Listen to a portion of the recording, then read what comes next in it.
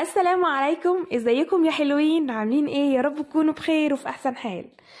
عندي هنا سمك، ده سمك البحر الاحمر. اللي اول مره يشوفه او اول مره يعرفه هقولك ده اسمه ايه وده اسمه ايه. هنصلي على النبي اول حاجه كده وهنشوف. السمك دي اللي انا ماسكاها في ايدي دي اللي ليها زعنف لونه ليموني دي او فوسفوري، دي اسمها سيجان. تمام.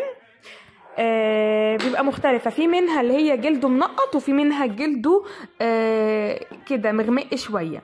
والسمكة البيضة دي اسمها كاسكومري، دي اللي ليها بطروخ ما شاء الله كده. في سمكة هتلاقي فيها بطروخ وسمكة مش هتلاقي فيها، مش شرط كله يعني يبقى فيه ايه بطريخ. تمام.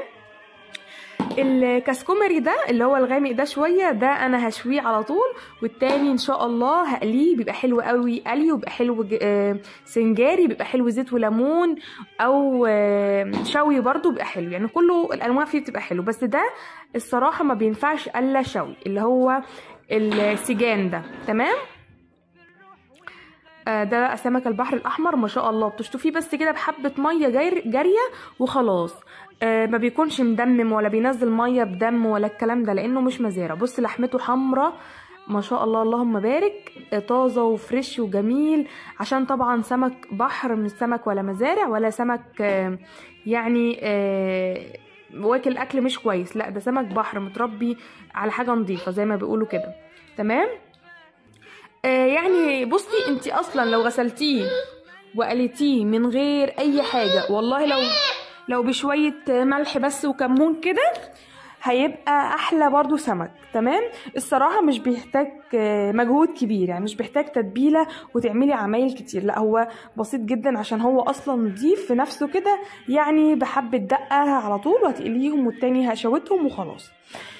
انا هنا بقى كده كده التليفون فصل مني، فما عرفتش الصراحه اكمل لكم تصوير الرز الخطير ده اللي بعمله بالجزر.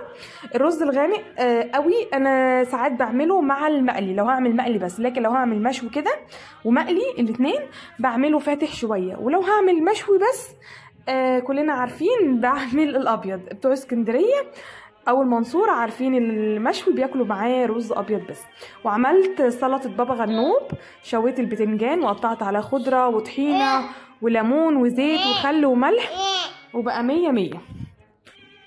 وهنا خلاص كنت خلصت سفرة السمك بتاعتي او الغدا او الفطار بتاعي بتاع رمضان الحمد لله.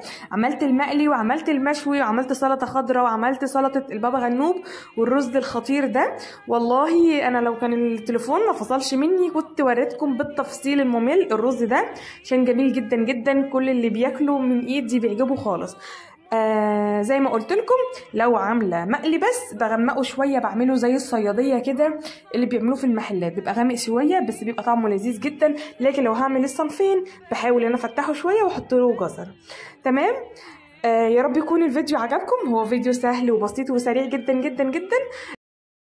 المغزى منه بس اعرفكم اوريكم اسماك البحر الاحمر، اوريكم هي ازاي بتبقى حلوه ونظيفه جدا جدا، عشان لو جت تحت ايدكم ولا حاجه ما تغسلوهاش كتير وتعملوها بطريقه سهله وبسيطه. بجد بتبقى جميله ولحمتها حلوه وطريقتها بتبقى سهله برضو مش متعبه. اشوفكم في فيديو جديد، والسلام عليكم ورحمه الله وبركاته.